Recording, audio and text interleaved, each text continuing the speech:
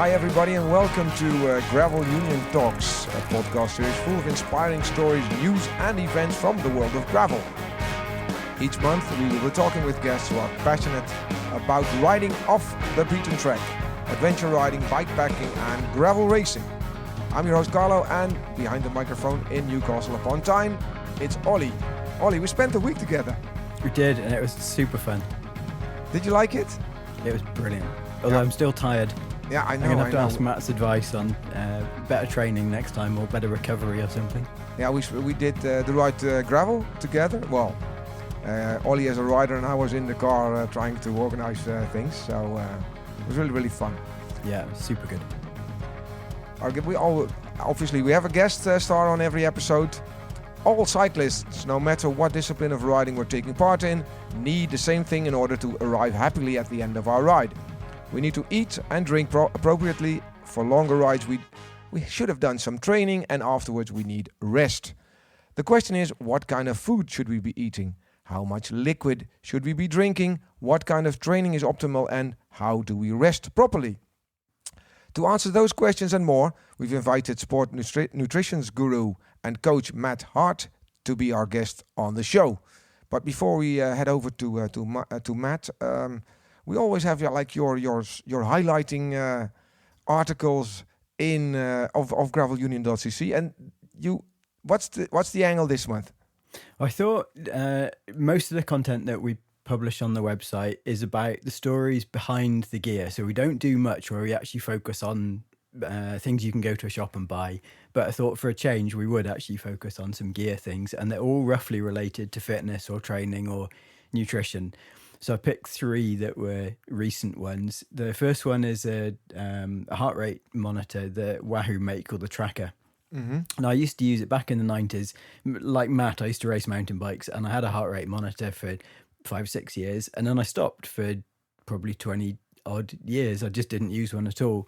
And then Wahoo offered us one to try, and it's really, really interesting to use. And it's you can see, I mean, obviously it tells you what your heart rate is, but it tells you the different zones that you're riding in. It gives you some you can see across the course of the day how your heart rate spikes or the bits where it's really low. And I found it's partly useful and it's partly scary when suddenly your heart rate's at 180 or 190 or whatever. It can be scary, but it's also given me some more data, which we're going to talk a bit with Matt about in a while. But I think it's overall it's been a really interesting, insightful bit of kit to have. Yeah. I always ride with the heart rate monitor, but what's the difference? Because this is the tracker. Yeah, so it's basically it's just I use the ticker. I think it's called the ticker or Who ticker. So the big difference now, the new one has a rechargeable battery in it that's USB-C powered rather than having a coin cell battery. So it's a bit more environmentally friendly. It's supposed to be more reliable and gives a better heart rate trace, but I think it's the battery is the big difference. Okay. Because back in the day, we only had like the heart rate to see in what zone we were. And now we have the power meter, but Matt will talk about that a little later because he's the expert. Yeah, we're merely, we're trying to do our best, but we, like you had sore legs, you mentioned earlier. So hydration vests. Yeah. And this is a fairly recent phenomenon that it used to be, again, back in the 90s, I suppose, Camelback were the big player on the scene, and they invented a rucksack full of water to save carrying a bottle. And it's come round in full circle because everybody went to bottles for a long time, and now hydration packs have come back. And so I did a story on 3 popular ones at the minute. One of which I've been using a lot, which is the Restrap one, but I also featured the Canyon one and one from another company that I've totally forgotten. That's no good. Gravel, I know, GRVL. Yeah. And they do one as well, and it was about the differences between these 3. But I use mine the whole time now. I'm totally hooked. Yeah. So it's interesting how I've gone from being a bottle fan to a hydration pack fan. You know that I'm not a native speaker, so I learned that it's called a hydration vest or a pack because I always thought it was a Camelback. Yeah, it's a brand name. It's a brand name. I always exactly. used Camelback, but because they were the first to bring it on the market. Yeah, you see it also in a lot of in gravel racing. Yeah. You know, then because they have the 2 water bottles and then they have the hydration vest for longer rides. It's great because you don't need that much support along the way. And well, Matt's also involved with Torque. As a matter of fact, well, he is Mr. Torque, the main man. There's also a supercharged adventure food. Well, that sounds interesting. We ought to feature a Torque product in this because it seemed appropriate when we're talking with Matt. Sure. The Torque are probably known originally for making energy bars, but their range of products is huge, and they now do what I suppose would be called rehydrated food that you can take with you if you're bike packing, if you're going to an event, a race or something, and they do different types of meals. So they do breakfast, dinners and puddings as well. And Matt very kindly sent me some to try. And they're supposed to be used, as I said, when you're away, if you're out on your bike and you don't want to carry too much weight, they're perfect. Or if you're in camping before an event, they're perfect. But I've been using them on a Tuesday night before I go night riding, which isn't really what they're designed for, but they're really quick. They've got exactly the right amount of energy and the right nutritional balance, and they taste good. So I've been using them at home as a quick fix before I go out on my bike, and they've been absolutely brilliant. So I'm now totally hooked. So it's nice also for, you know, people who are doing these extreme bikepacking, but could also be a backup plan when you're just, you know, doing a bike ride or bikepacking ride. Yeah, and then you found out, it's going to take me a little longer today than I thought so. Yeah. So let's have it in your pack. Let's have the backup plan. Matt's already waving because he wants to add some information. Matt, just if you're there, so if you want to add something. I'm there. Okay. Well, hello everybody. No, I just wanted to add some information there because Ollie, you're kind of on the right tracks anyway, because we're just about to release a range of very, very similar adaptations to those recipes that are called carb load and pre-race. So the meal that you had, although it's in what we call Torque Explore packaging, it's sort of designed to sort of hit the outdoor market and give really good fuel and energy to sort of people who do active pursuits. It's actually exactly the same recipe. It's the only time we've ever done this as our pre-race breakfasts, meals. We're not doing a dessert in the pre-race. So you're absolutely using it in the right context. I just want to tell you that. Ah. You know, the packaging might not sell it to you in that way, and I think this is why we wanted to do the pre-race. It's a fantastic functional product, but it's absolutely perfect for what you're using it for. So I thought well, it worked very well. So it did its job perfectly. Well, thank you for adding that, Matt. But let's go over to the official interview. I always have my bumper, and then we'll head over to the main guest of the day, Matt Hart. Hello. Sorry. Hello again. Hello again, Matt. Thanks for joining us, Matt. You and I got to road together back in March, didn't we, in Sri Lanka? And we chatted absolutely tons while we were riding about, because I've known of you and of Torque for decades, since the 90s and mountain biking, which is probably what you're most famous for. But when we were riding in Sri Lanka, we were chatting and we thought it would be perfect to get you on as a guest, and you can give your insight into all the stuff you're expert at, so nutrition and all the dietary stuff, but also training and also resting, which is something that we probably don't do it very well as cyclists. We can do the training part, and most of us probably don't do the resting super well. But we're going to start off first of all with a really basic question, and we'd like to know, what was your first bike? Because we ask this to everybody, and it gives really good insight into how you got into cycling, essentially. Well, it's a very interesting one. I think if I told you what my first bike was, it'd be a very short answer, because it was a fold-up bike that I learnt to ride, and I fell off it on the same day and cut my lip open. So I don't know how old I was, but it back in the 70s, it wasn't a proper bike. Okay. I've had. I'm going to ignore the road bikes, because I did lots of paper rounds and earned money and bought my first couple of road bikes. But I think the one of significance that I think I should mention was my Alpine Stars Crow Mega DX, which I remember really. Do you remember those? Yeah. So I bought that with my student loans. Student loans had just come out. It was a brand new thing. The money came in, and I bought a bike with it. And sounds appropriate. Yeah. So the Crow Mega DX, I loved it. Absolutely loved it. It was the DX meant Dior DX, which was one step down from XT. XT was top of the range. There was no XTR in those days for mountain bikes. It was chrome Olly tubing. Alpine Stars, I think, were a motorbike brand. This bike had something called the EOS system, the elevated oversized system. So the tubes were oversized, which probably don't look oversized these days. It had elevated chain stays, so the chain stays kind of joined in the middle of the seat tube, and it was really short, and it had a curve in the seat tube, so that it was really nimble and short and went round corners really quickly. Dead straight forks, no suspension, just ultra rigid. But I don't have it anymore because I was going to my daughter's nativity and I killed it. It was on the roof of my car. It was pouring down with rain. I had music blaring out. I was late and I drove under a height restriction. And it's the only time I've ever done it. The end of the story was I was in such a panic. I reversed back, to get out from the situation. I heard a massive crunch, and I got out of the car. Twice. So it was under the back wheels of the car. It had prung off the roof rack, and so that was my first real bike, I reckon, and I loved it. Brilliant. I can picture them really well. They were ahead of their time, weren't they?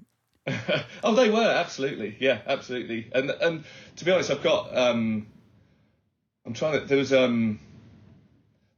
got an on one at the moment that I ride just for trails and stuff, a hardtail, and that's got the bend in the seat tube as well. So it's a really nice slack kind of 130mm travel bike, but the back, it's been shortened in the same way, so it reminds me a little bit of my old flame. It's impressive that they got it right so many years ago. Now we're going to talk to you about talk in general, but I suppose we ought to start with your background first of all. So do you want to tell us a little about your cycling history, and particularly I was thinking of your professional cycling history rather than your paper rounds? That was where it started, wasn't it? So I did a sports science degree when it was quite a new thing, sort of back in the early 90s.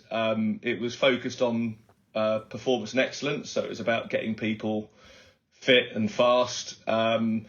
It looked at the three areas of sports science, which was physiology, which is obviously biology, biomechanics, the movement within the human body and the joints and the torques around the joint, which is a bit of a clue there, and psychology. Which is obviously a massive factor in sporting performance.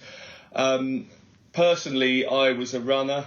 When I went to university, I started as a runner, but you've got the injuries that come with running caught up with me, really. I think I started at a very young age, so I was really into my running. I was a pretty good runner, and I took up cycling at uni, and I think it was the perfect opportunity to have my sports science knowledge to be able to apply it to my own training. I actually rode with there's a guy on my course called Simon Lillistone who rode on the track with Chris Boardman, and he kind of helped get me into it, and he used to sell me tubs of powder that may well have influenced talk, proper, all bona fide, but it was basically maltodextrin. That was what people used. It was a plain carbohydrate powder, and I think I noticed then, if I used it, how much better I felt the next day, how much longer I could ride. And I think that was probably, that in combination with obviously looking at the research and realising that carbohydrate fueling increases time to exhaustion, as they would say in the science community. All of those things kind of added up. So I got into cycling, and I was a competitive runner, and I then went into competitive mountain biking, and my first job was in central London health clubs. So whilst I was sort of pursuing my racing career and working up the ranks, I was also working in health clubs. I kind of learnt the art of exercise prescription, so I was talking to people. If there's anybody that wanted to run a marathon, I was on them. They were mine. there were plenty of other more sort of mild goals, which I think obviously helped me to be able to talk to people at completely different levels. And then, I was there for probably 10 years. The clubs that I worked for started as one, and there were about 10 by the time I left. And I was very involved in the marketing, setting up the new health clubs, training the staff. And I was really involved in training all the personal trainers and teaching them the knowledge that I had in sports science, I guess. And that I guess that's where it all, that experience of consultancy and working in that industry combined with my experience of racing at a high level is how talk came about ultimately. You started it in 1999, and I suppose the obvious question is, what does talk mean, or where did it come from? And we can kind of think of it as talks in terms of putting the tool you have for your bike that puts some momentum around a bolt or something, or torque as in the kind of power that your car generates. Is it something based on that? The first reason is, torque by definition is rotational force. So obviously cycling, it's very apt, isn't it? It's about applying a force in a rotational direction.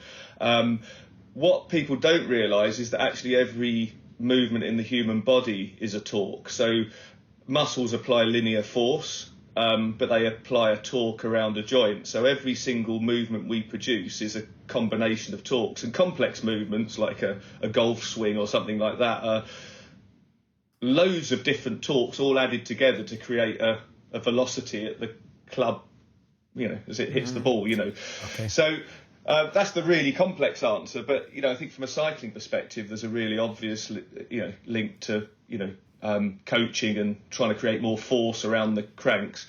And then the other side that was slightly hidden was the talking and the consultancy. So it's good to, it's good to talk. Good to talk. And I think that was the real strength of the coaching, especially back in those early days, is that we didn't have the tools that we have now in terms of AI and the technical side.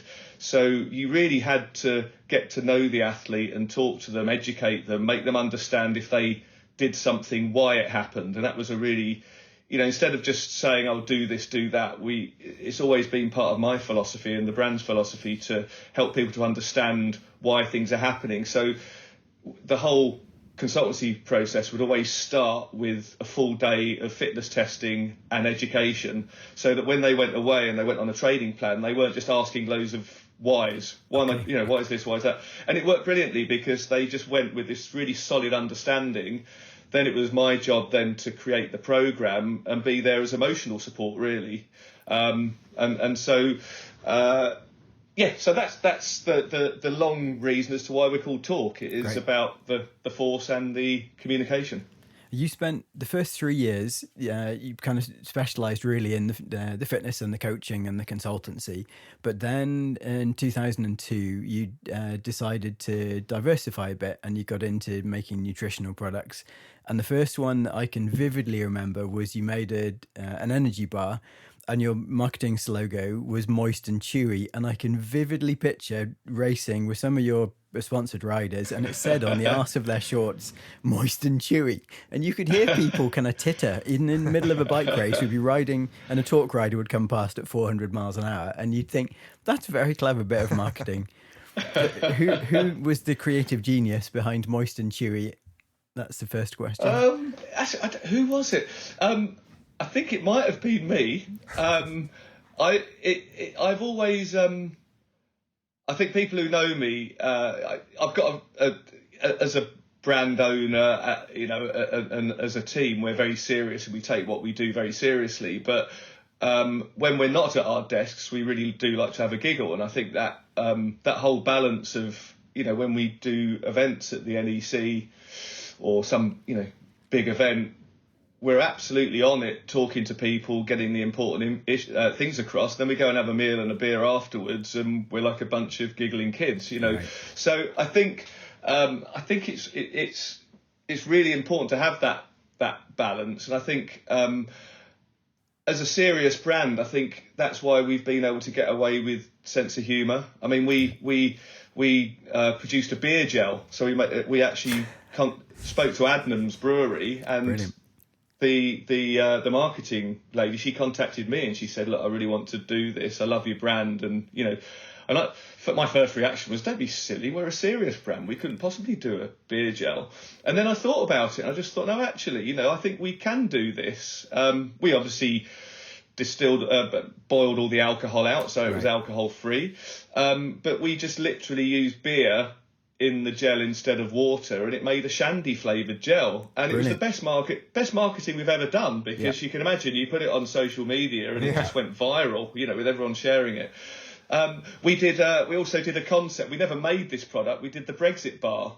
So when Brexit was going through, and it was just absolute chaos in Parliament. I think it was just before. I think it went through on Christmas Eve or something, didn't it? But when all of that was happening, it was an absolute car crash. So we just produced this advert for a Brexit bar, and it was 52% leaves, 48% remains. Brilliant. and we just thought, and I was riding my bike, and I was cycling along, and it kind of just popped into my head. I just thought, we've got to do this. And it went down incredibly well, because we weren't taking sides. We were just taking the mickey out of the whole the process in general. Chaos of the situation. So it may have been me, but I did have a very good Canadian designer who I think, she had a bit of a marketing mind. So I think a lot of the early stuff we came up with, I can't take full credit for it. I think she came up with some great concepts. So I can't remember, but I think it certainly worked, because it stuck in my brain at least. Well, there you go. It is catchy, isn't it? And so initially you started off with an energy bar, and now if you go on your website, you have about 1 billion products, and it covers everything from energy bars, obviously, but you do gels and powders and the superfoods we talked about already, but then also you do supplements as well. And the one I'm particularly interested in is ribose. So I'm going to ask you about this one. I was saying to Carlo, my legs were really tired after last week's event, and I've used for, I don't know, 15 years or maybe even more. You make a ribose powder that you take after a ride, you mix it in a little espresso sized cup of water and down it, and it's magic, and it fixes my legs. And I've sold it to so many of my friends and said, try this and it will fix your legs. And they all look very cynical and suspicious and say, it doesn't work, or it's not going to work. What the hell is this stuff? And then they try it, and the next day their legs are like new. So what is the magic in ribose? And what does it do that fixes your legs, or is it all psychosomatic? Well, we wouldn't do anything that's psychosomatic. It's interesting. It's when you look at the research for it, our critics would say there's no link between ribose and an increase in muscle power. But there's a nuance there that we've never claimed that it will make you more powerful. We've just claimed that you'll get your energy back quicker. And that's the key to it, really. Is ribose is it's a 5-carbon sugar, backbone of DNA, deoxyribonucleic acid. Your body manufactures it from glucose, so it's a perfectly natural substance to have, but it takes days to manufacture. And it's the start point of, I don't know if you've heard of ATP, it's adenosine triphosphate. So ATP is the energy currency of the cell. And when you do very hard exercise, it kind of leaches out from the cell walls, and your body has to start manufacturing new ATP so it can start this whole kind of ATP gets broken down to ADP and so on and so forth. But you need the ATP in the first place. So if your overall pools of ATP are suppressed, you feel tired and you don't have the spark in the muscles.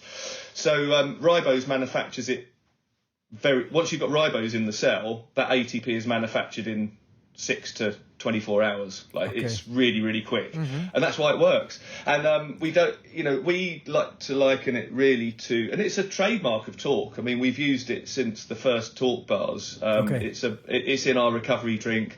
And you have to look at it a little bit like with a car. You can have a Ferrari with a really, really powerful engine and an empty fuel tank, and it's going nowhere.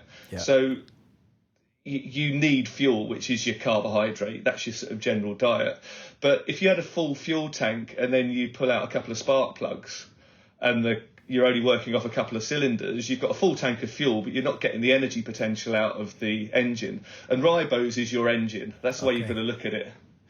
So if you've got a full fuel tank and you've got fully recovered muscles at a cellular level, then bang, away you go. But it's an amazing, there's lots of research. We've got doctors buying it off us for ME, treatment of ME. Okay. It's fibromyalgia, so it's quite commonly talked about in the medical world as well. But okay. I mean, we put it in our talk bar in 2004. Right. So we were right there. Yeah. Absolutely. And I think possibly it's people looking at the research, and sometimes we've always got our heads in the research, and you've got to look at a mechanism and a reason. And you've just said it, Ollie, at the start of this interview. I mean, it's way beyond psychosomatic. There is a process there happening.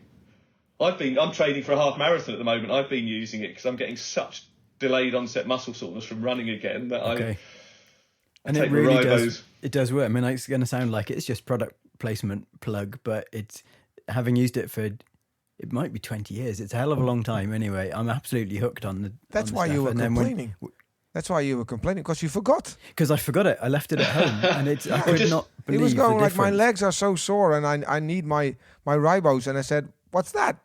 So that's well, not. Remember that the recovery drink one of the real unique factors about our recovery drink. It has a full dose of ribose in it. So if you remember your recovery drink, you remembered your ribose. That as well. I had jellies, and I had what else did I have with me? Bars as well, but I didn't have the recovery or the ribose, so it was user error. It's on his packing list the next time around. Yeah, exactly. If you're going to launch a new product, Matt, what kind of research do you do before you send it out to market? I mean, how do you come up with ideas for new stuff, first of all, but also what kind of research do you do before you put it out there? It's ultimately about trusting the research. So and this is where, going this day and age of social media and lack of qualification, and we've always been evidence-based, and you've got to look at peer-reviewed published studies. So studies that are published in a reputable journal. Peer-reviewed means that I've done the study, but academic peers have looked at it and checked that the controls are correct, and that there's no corruption, and so on and so forth. So it's the closest you get to the truth. But then you could get some really poorly designed studies, and I'll look at a study, and you'll get the headline, and then when you read it, you just pick holes in stuff all the time, and you just kind of go, oh well, look, that doesn't really prove. But when with the 2-to-1 glucose fructose, for instance, which I think the first studies were back in about 2003 when we started doing our products. There's been so many peer-reviewed published studies now supporting that ratio of glucose. Maltodextrin is glucose, by the way. It's just a long chain glucose polymer. But yeah, maltodextrin, fructose.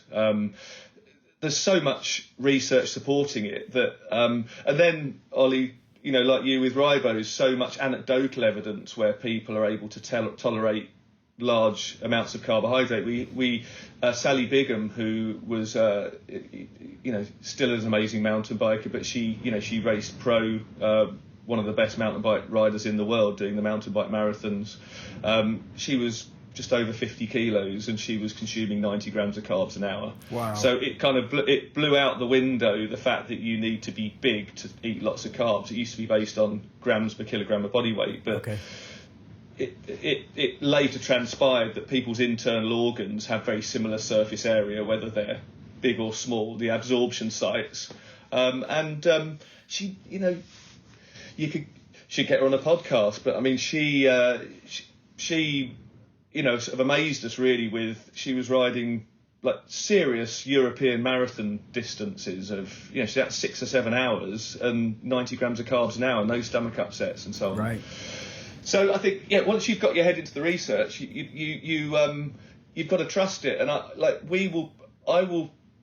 we'll produce a product based on the research knowing that we don't actually need to test it on athletes because we know that the research is there. It's not to say that we don't, but you start with such a high level of confidence that I think that's what defines Talk really, is we're an evidence-based educative brand, you know, and we justify, you'll see on the website, whenever we produce a product, we tell you in detail why it works. Yeah.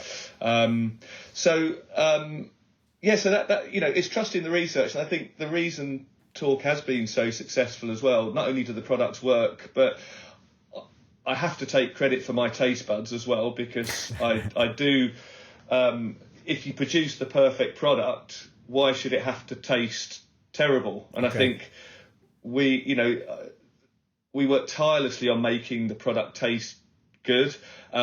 Yes, I'll always, you know, with the staff, you know, I might come up with something and I'll just get the feedback from staff, and it all helps to shape where the product is. But I know that if I like it, you'll like it. There's a real confidence there that I know that tastes like rhubarb and custard.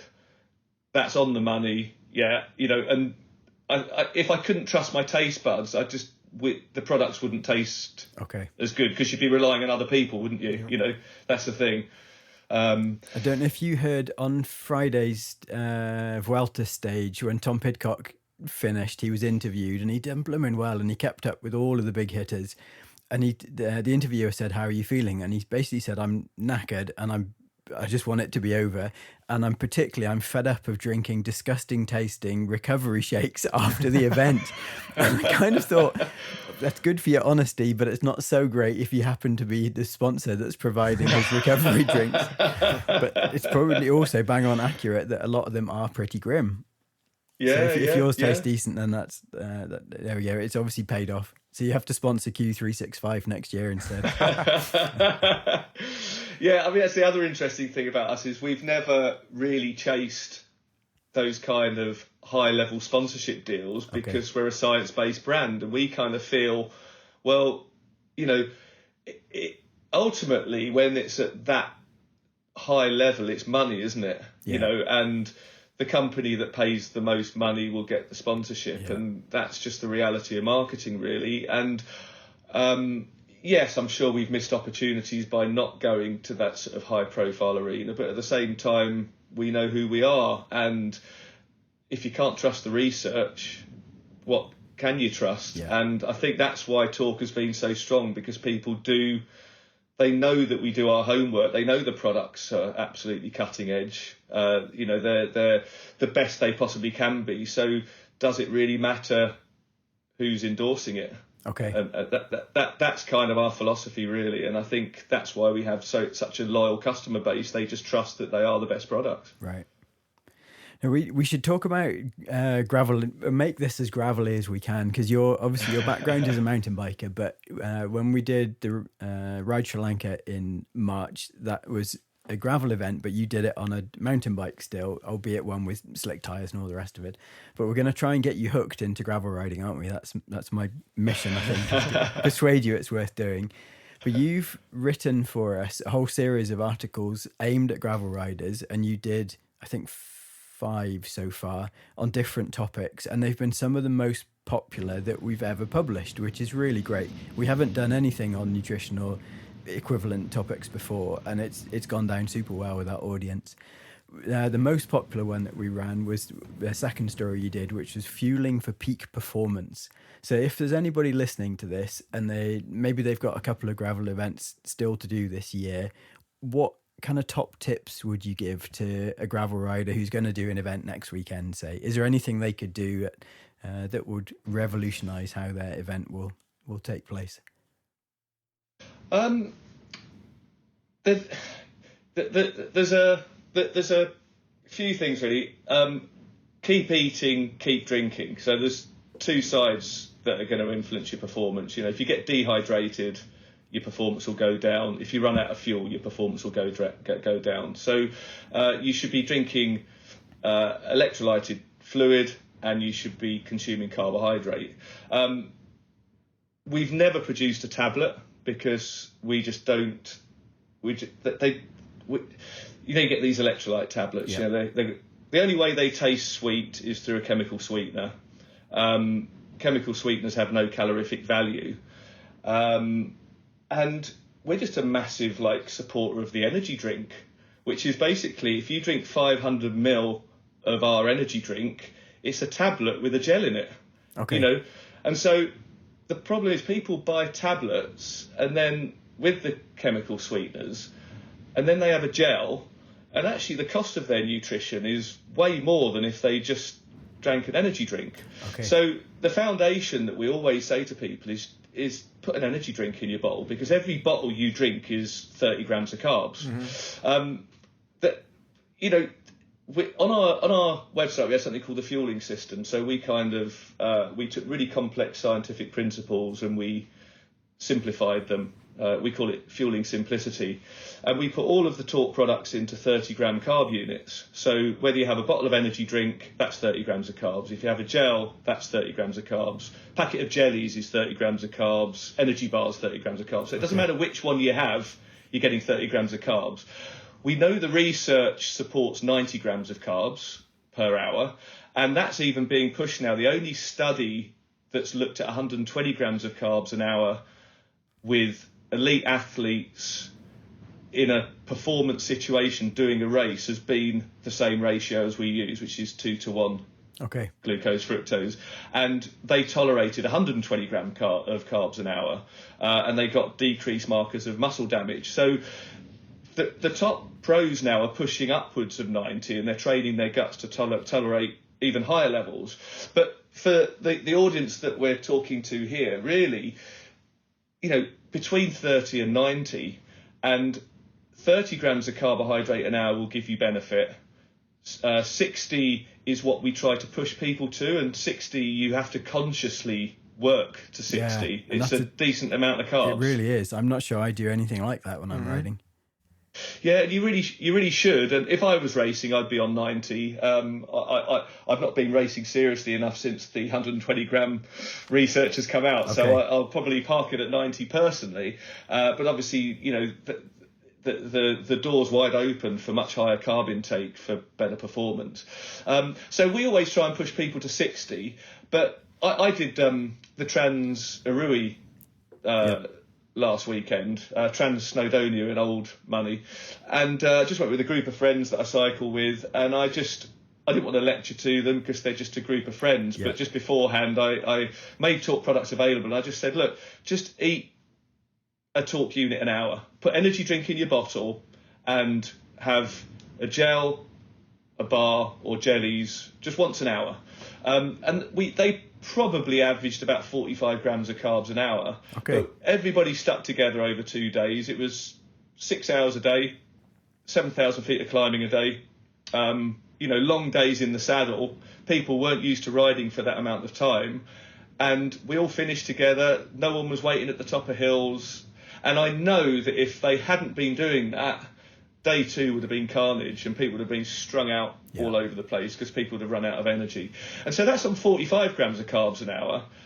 We weren't racing, it was social, we stopped at the top, and I took all of that into account, really. But if I was going to do that personally, if I was going to do those 2 days as a stage race and it was a competition, I'd be on 90 grams of carbohydrate an hour, without a doubt. Because what that does is it affords you a higher pace. It just means that you can push harder without worrying about blowing up. So you go faster, you last longer. I've waffled on a little bit, but the other tip I would say is eat today for tomorrow. So if you're going to do multi-day activity, you're not taking the fuel on to get through today's stage. You're taking the fuel on so that you don't blow up tomorrow. So you've got to think about it as if you go into an event fully carb loaded, you've got 500 grams of stored carbohydrate in your liver and your muscles. The moment you start exercising, you start ripping through that. So if you put a gel in your mouth on the start line, your body will burn that 30 grams of carbs instead of your 30 grams of stores. So this is the mistake a lot of people make, is they wait till they blow up and feel awful and then they have a gel. You've got to start right from the start. So what you're doing is you're just putting an alternative fuel source in your body to burn instead of your stores. So it's all about, I'm eating this to look after my stores. You want to keep your stores so they never deplete. And if you have that in your head, that will drive you to consume more, so that then the next day you have your recovery drink afterwards, which also has that benefit of topping your carbohydrate stores up, and then you start again the next day with full stores. And where people go wrong is if they didn't fuel on that first day, they might not blow up on day one, but halfway through day two they're gone. And we know what it feels like, don't we, to have the dreaded bonk. It's the only time you want to cry when you're an adult, really. It's I can say I just haven't that I've never had that experience, not for 25, 30 years, because I know what I'm doing now. So you just make sure that if you don't take product. This is the third tip. Don't take an energy product thinking it's going to give you a boost. That's not what it's there for. You take it proactively so that you can ride harder and you can ride for longer. You'll still get muscle tiredness. You're still going to feel a little bit tired afterwards. But the power will stay. And we wouldn't have a business if our products didn't do that for you, quite frankly. There's just no way I'd be sitting here talking to you after 25 years.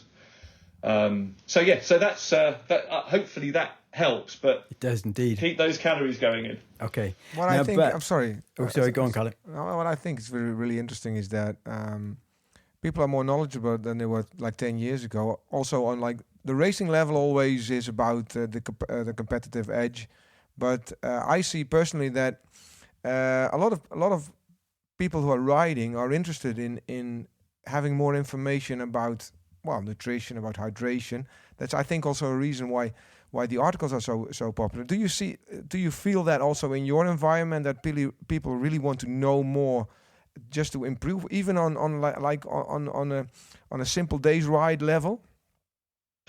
Absolutely, yeah. I think it's all the time. All the time I've been doing talk. It's people are. We go to a lot of events. We stand in a lot of fields. We go to the NEC. We talk to people, and it's amazing actually. Like for me, it's all so obvious. It's so straightforward. It's because I've just lived this. So there's probably very few questions that I couldn't answer on nutrition. And it's amazing how many people just don't understand the basics. Even top athletes, I've sat down with top athletes who are hugely talented, and there's massive gaps in their knowledge. So I just think it's something that that's our mission really, is that we want to give information freely. If you go onto the Talk website, there's loads of articles where it's not about selling products, it's about getting people to understand. And our belief is that if we've got products that people know are really well researched and that are that kind of answer all of these questions. I mean, we want to provide solutions for people. We'll never produce. This is why we don't do an electrolyte tablet, because it's not a performance solution. It's just what does it do? I mean, just to give you an idea, there's two forms of hydration. There's one's called passive, which is osmosis, where fluid moves from your small intestine into your blood passively through a sort of an osmotic potential. And then there's something called facilitated transport, where glucose and sodium combine and they drive water molecules into your blood. So for every glucose molecule and 2 sodium molecules, you drive 260 water molecules into your blood, and it's a physical pump. It's a transporter in the gut wall. So if you don't have carbohydrate in your electrolyte solution, it won't hydrate you as well. Okay. So our hydration product is a powder that has a little bit of glucose in so that it hydrates you better. An electrolyte tablet, it doesn't give you any energy, so people could be drinking that on a bike ride and wonder why they blow up. Yeah, because they're thinking it's doing them some good, but actually it's not. And it's not actually hydrating them properly either. So, but we've had people in the trade say, if you produce an electrolyte tablet, we'll sell loads of them, and we've just said no. Right. It doesn't. They don't work. And I think that's another important thing to get across with Talk, is that we're a successful business, but we want to provide a solution. There's no point in making something that doesn't have a purpose. Okay. What is the point? And if it's got a solution and I would benefit from it, then there's a market for it. That's the way, I suppose coming from my background, I've got that confidence as well, really. I think as things evolve, everybody within the Talk team has different ideas, and and the world is changing. So, we have to discuss whether there's a need for these things. But fundamentally, I suppose the attitude of younger athletes is different to an old has-been like me as well.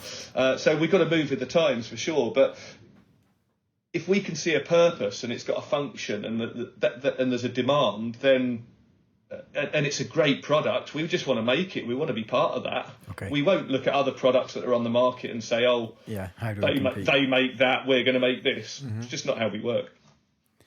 We need to talk about cake for a second, because cake and gravel riding is like cake and coffee and beer. It all goes together. And I can vividly remember in Sri Lanka, and you said to a group of riders, don't eat cake because it's to do with the fat content of it. And the look of disappointment on their faces, and they all went from Matt, we love you, to Matt, we don't want to talk to you anymore because you've told us not to eat cake. So why should we avoid having too much fat, particularly during a ride as a gravel rider? Well, it's the kind of mid-ride cake that I would push back against, really. Okay. I think, like, when your rider's finished and you've had your recovery drink, anything goes. Have your pizza, have your cake, have a beer. It's really, it's fine. It's what you do immediately before and during that's critical. Okay. Because fat, even the leanest of people have an excess of fat. That we've got so much, we're never going to run out of fat as a fuel. We store it under the skin, around our organs. It's not a limiting factor to performance. But as I said earlier, we only have about 500 grams or 2,000 calories of carbs stored. So carbohydrate is absolutely key. Getting carbohydrate into the body is absolutely key because, for the reasons previously mentioned. So the problem with fat is not only is it an irrelevant fuel, dietary fat, because you've got plenty of it, but it slows the absorption of carbohydrate. So it lines your stomach. People often get gastric complaints and blame energy products, and it's because they've had their cake, or they've had, they've had a pastry, or they've had something that's high fat. So the high fat just moves very, very slowly through the gut, and everything sits on top of it. So you get the gastrointestinal problems, right. And you don't absorb the carbs. And that sports nutrition's working because you're constantly hungry. So you should have a gel or a bar, and then 20, 30 minutes later, your stomach should be asking for more. So it's all about actually the carbohydrate going in, being absorbed, going into your blood, being burnt, and you want to keep that cycle going. So it depends, I'm being purist about this, and if you're going to ride a bike and you want to go out and you want to enjoy yourself and you're having fun with your mates, have cake. It's not, that's not what I'm saying. I guess Sri Lanka for us, it wasn't really a race, was it? No. I mean, they had some Strava segments and so on. So it's really, I suppose my job is just to say to people, look, if you want to feel good and you want to feel strong and you want to do your best, then, you just take into account the fat rule. So immediately, the breakfasts and meals that you've been having, Ollie, 2-3 grams of fat in the whole pack, for the whole purpose of you want it to get into your system quickly and you want to digest it quickly. So I'd never say don't have fat in your diet, because there's vitamins A, D and K, you've got all your omegas. It's, I have plenty of fat in my diet. I'm just not going to have it immediately before or while I'm riding my bike. So post-ride cake is still okay? Post-ride cake is absolutely fine. Excellent. That should be a new T-shirt, I think. Matt says you can have cake once you finish your gravel ride. And a beer, which is also, And you can have cake during your gravel ride. It just, I think if you pay a lot of money to enter an event, don't have cake. Just have it at the end. Yeah. Okay. Now we've talked a lot about nutrition, but we ought to talk as well about the coaching and the consultancy side of your business. And I know that because this is obviously where your foundation was, but it's also something that's changed significantly in the last couple of years. So, with the introduction of AI and computer modeling and just a kind of a different way of doing it. So do you want to tell us a little bit about how coaching and consultancy has changed for Talk?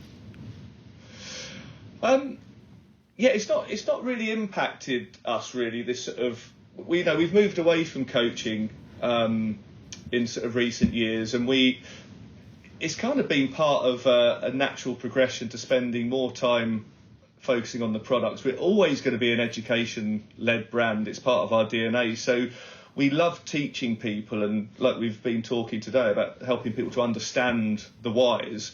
But AI and all these technical tools, it wasn't like that when I started coaching. It was very... you get offered athletes a lot of emotional support. You'd have to look at data without the tools, and it was quite finger in the air, really. You know, you'd kind of go based on training theory and understanding that if people did a high training load one week, they'd need to recover and adapt, and so you'd fit in recovery sessions. But if you're recording heart rate and power these days, which is really easy to do on a bike, the AI tools are phenomenal, you know, because they'll do a way better job than I ever could have done back in the day, and sort of understanding the sort of peaks and troughs of performance. But what it doesn't give is that sort of emotional support. And I think that's the thing with coaching, is the number of times, you know, you can follow a plan, but if something's not quite working or you don't feel quite right, you just want to talk to someone about it and try to get to the bottom of it, and somebody there to give you advice, I suppose, to tell you, look, stop riding your bike for a little bit, or go and have a holiday, or whatever. But it was 100% our business to begin with, and then as the products came in, naturally, it was still really busy as a consultancy, but we just sold more and more and more. And I think as the AI and the kind of all these coaching tools have come in, we've decided it's much better to work with specialists who, you know, really good coaches who understand all of these tools and work with them, and work with athletes who also love the Talk brand, and they are obviously fueling their athletes on Talk, and they make Talk available for their athletes. So it's a slight change in direction, but we also do coach education. So rather than coaching the athlete, we educate the coach. Trainer. So they understand in a lot more detail how the products work, and you know, even things like training theory and the things that we've covered in educational sessions with our athletes, we go through with the coaches, and it's up to them to coach in the way that they feel fit and with their own style. But if we can help them to be better coaches, then and they're recommending Talk and they're using that as a tool in their toolbox, then that's kind of the way we've gone, really. So we've not left it, we've just kind of evolved, I guess. Okay. We should talk a bit about recovery, because it's something we mentioned at the start, and it's something that probably most cyclists of all different disciplines aren't really very good at. We're all fairly good at doing some training, hopefully eating correctly, not too much cake, but do we get recovery right? So why is recovery so important? Not only does it, I guess you've got to look at it as recovery is about adaptation. So you do a hard session, you know, you're out for a long time, you fueled properly, and if you can recover quicker, you can go out again sooner. And there's something called the FIT principle, which is frequency, intensity, time, and type, and it's a way that a lot of sort of sport and adaptation is looked at. The type is cycling, so we can ignore that, but it's how often you cycle, how intensely you cycle, and how long you go out for.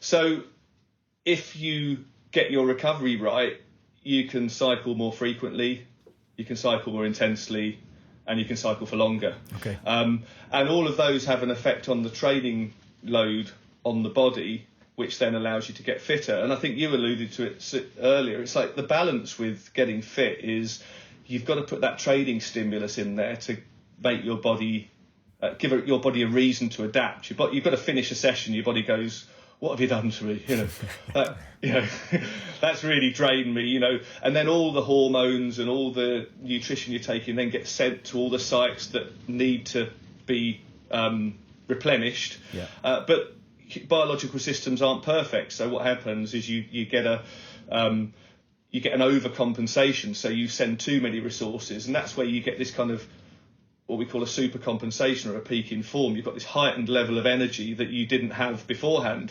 But to allow that to happen, you've got to allow sufficient recovery. And basically, by getting your recovery nutrition right, you steepen, you get there quicker. Okay. You steepen that. And I could go. There's loads of stuff on our website about. You could either do a big session, allow yourself to recover, and then take advantage of that super compensation or a peak in form by just allowing the right amount of recovery. Or you could put sequential sessions together, deliberately not allowing enough recovery to create a trough of fatigue. But the important thing with recovery is you've got to address it. So if you do 3, 4, 5 sessions in a row and you create a big trough of fatigue, you need a big recovery period. Okay. But you'll get a bigger peak in form. And so when people are targeting key events, that tends to be what happens. That's what a taper is. They tend to build up their training, create a trough of fatigue, so they're really tired 2 weeks before the event, and then they back off. And in theory, if you get it right, you're hitting your super compensation on event day. And I think that's where some of these AI tools are really helpful, because they can predict that pretty well. Okay. I think I'm in a trough of fatigue now. That describes pretty Yes, well, you are. actually, the post-ride gravel experience. You will fly Have some next cake, week. Ollie. I say I'll be flying exactly in a week's time, but sadly I don't have any events lined up then. So it's poor plan. But that's the truth of it. It's really, when you've done, what you've done, the fatigue is temporary, and you can either catastrophize, and some people just go, "Oh, I've lost all my form." No, you're tired. Yeah. And if you just allow enough time, you'll bounce out of that, and you'll be stronger than you were before you did the event. Okay. Just be patient. Find something. Yeah, exactly. Find something to do. I need an event in a few days' time, and then I'll be flying. What else are we going to ask you about? We'll do another quick fitness one for you. Because we talked at the start about tech and how heart rate monitors, particularly now, you can get them relatively cheaply, but they give lots of useful data, and the same for power meters, and they're not cheap, but they do also give you lots of data. If you were going to advise someone, if they wanted to spend some money to improve their performance, or if they've got a particular event they're thinking about, do you think it's important to get the kind of data from this tech, or do you think you can do it without that? If I was coaching, I'd say you definitely need all the data, without a doubt. Interestingly, they say accountants aren't very good at looking after their own money, don't they? So having been where I am, and at the age I am, I'm a bit more spiritual with my cycling nowadays, and I can but I've got so much experience, I can feel things, and I think the problem is when you're new to a sport, you just don't have that benefit. And I would just say, if you're going to buy one piece of kit, buy a power meter, not a heart rate. I mean, I know you were talking about a heart rate monitor earlier, and ideally it's the combination of the two, because that's where these great sort of tools, these sort of tech tools, these AI tools work, because they look at both sets. But the problem with heart rate is that it fluctuates so much with temperature, with how tired you are. It's not a reliable measure of performance, whereas power is definitive. And that's when I was at university back in the 90s, I think it was the Mavic Power Hub, they just brought it out. Okay. And, it's revolutionary. Like, we're really lucky as cyclists to be able to get that kind of data that you can't get from a lot of other sports. Yeah. And basically, if you weigh 70 kilos and you're pushing out 300 watts, you're 70 kilos and you're pushing out 300 watts. There's a power, there's a watts per kilo figure that tells you exactly how you're performing. And if you push out 310 watts the following week, you've improved. Okay. Yeah, you've improved. And that's the beauty of power. But the problem is when you start looking at you can't measure performance with speed. You go for a bike, especially a gravel ride. You go out, if it's dry and dusty, you're going to get, you do a set route, you're going to get back quicker than if it's pouring down with rain. Yep. If the wind is blowing in a certain direction, it's going to affect your speed. But power never lies, because you're, regardless of the weather conditions, whether there's climbs in there, you could do a 2-hour ride in 2 completely different locations and measure them against each other, because it's just on power. It sounds a bit clinical, but that's just ultimately what it comes down to. So if you're going to buy a piece of kit, I would say power. Even if it was, you could only afford that and not a heart rate monitor, it would definitely be power. That's a good top tip. And then it's perfect timing, because we're actually going to feature one on Gravel Union next month. So that, and it wasn't planned either. That was really, so that's very useful. I'm going to be doing my first ever FTP, which is functional threshold power, which sounds hideous. Everybody I know you're going to suffer. You're going to suffer. Said, don't do it. It's horrible. It hurts lots, and you feel grim. But it gives you really useful data, doesn't it? So we're going to try it. I'd love to be a fly on the wall for that one. So, for instance, I could do an FTP test, which tends to be about 20 minutes long. Yeah. I wouldn't need heart rate or power. I would know that I'm at FTP just from how my body feels. Okay, that's interesting. But, so that's why, and I would love to, sometimes I think as I'm getting older, maybe I don't want to look at the power so much, but, if I do Zwift sessions, everything's based on power. So if I do interval sessions, I set the power outputs where I know, and it's a reliable measure. Every time I do that session, I know I've achieved for me, it's I achieved what I did last time. I'm not in the kind of improvement world anymore. Okay. It's like, well, how much longer can I hold on to this power for? Great. Well, that's really some good insight and some great top tips. Carlo, is there anything you want to ask Matt from while he's here, as he's our expert on everything that's fitness, training, nutrition? No, I really find it very, very interesting, and it's all technical and the insight. But what I like about the whole gravel community is that we are, since we learned that the articles are really, really popular, people are really into this. They want to learn more. So that's what I like about the whole situation, and that Matt's educating us, and hopefully present some more articles on our website. That would be would be great. So people who want to learn more, please also go to the website and read the articles, because there's you can read back, and in an interview it's you can address a few things, but I think it's really important that people who are interested go to the website and look at the articles, and maybe what I always have, like, I know a bit, and then when I read things back, I know, that's the way that it also gives you. Sometimes you need that after a period that you've been training, maybe not that hard, or had other interests, or didn't fit your calendar. Go back and read up, and then I learn now in this conversation that I get inspired. Well, I should do more. I should train properly. So well, then Matt's done his job in that case, if he can inspire us. I'll take that from this conversation. Absolutely. Well, I'll give you that one lasting thought, which is a bit more on the psychology side, which is you'll never regret going out on your bike. Sometimes you look at the weather, or you can think of a reason not to do it, but you never get back and think, I wish I hadn't done that. And I say that all the time. Is sometimes I've got to the point where I just really do look forward to going out on my bike, and it's not difficult for me now, but it takes years, I think, to get yourself into that kind of but there are people that will just be, oh God, I'm training for a half marathon, for instance, at the moment. There's this element, I've got to go out and do this run. That's kind of in there, but you're never going to regret it. Okay. And you're always going to feel better. Yeah. So do it. Yeah. It's like getting out of bed in the morning. Just do it. There you go. Good advice. Okay, we're going to finish with a question that we ask everybody, which is a geography-based one. And you probably, I know you've ridden in lots of different destinations. Is there anywhere that you haven't travelled to yet that you'd like to go and ride your bike?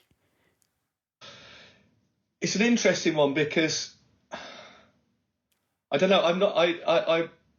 I'm driven more by the terrain rather than the place, in a way. Okay. So I kind of wherever I go, I take my bike. Like when I go on holiday, if I'm in the UK, abroad, I just take my bike. And I just think there's just brilliant stuff everywhere, Okay. you know. But, you know, I've been to Nepal. I think that's going to be a hard one to beat. Yeah.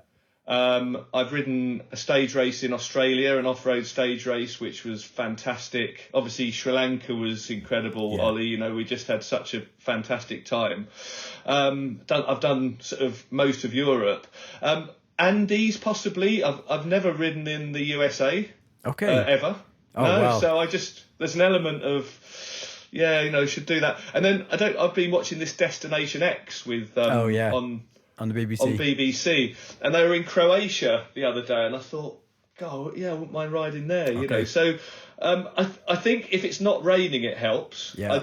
I like dusty trails generally. I think we put up with, you know, muddy trails in the UK, and I think I love the variety of the UK. But yeah, it's a difficult one. I know it sounds funny, but I just if there's gravel with a few roots and rocks Technical chucked in, gravel. I'm never happier than when my wheels are off road. I mean, I ride on the road and I love cycling, but the moment my wheels go off road, I'm just in heaven. Great. So take me anywhere in the world where there's trails, and You're a happy bunny. I'll ride them. Good stuff. Well, thanks for it's been brilliant having you on. We've learned absolutely loads, even if we've learned not to eat cake. That's a downside. But well, thank you again, Matt, for being here, and I'm looking forward to the other articles, and again, check out the articles on the website that Matt gave us. Well, let's round things off, and thank you for joining us on this month's edition of Gravel Union Talks. If you have any suggestions for guests or topics you would like us to feature in future shows, then please reach out through Instagram or send an email to info@gravelunion.cc. Mr. Townsend, Olly himself, will answer. And we hope if you're lucky, you are, then we'll try to fit it in our schedule. Please like and star us on your favorite podcast platform, and make sure to leave your hopefully positive remarks. Don't forget, if you like what you've heard in this episode, there's loads more great stories, features, news pieces, and all the latest gravel event information over on the gravelunion.cc website. Special thanks for Martijn for designing our very own music, and Ruben for editing the show. Thank you all again for listening. Thanks, Matt. Thanks, Olly. Hope you can join us again for the next episode of Gravel Union Talks. Cheers.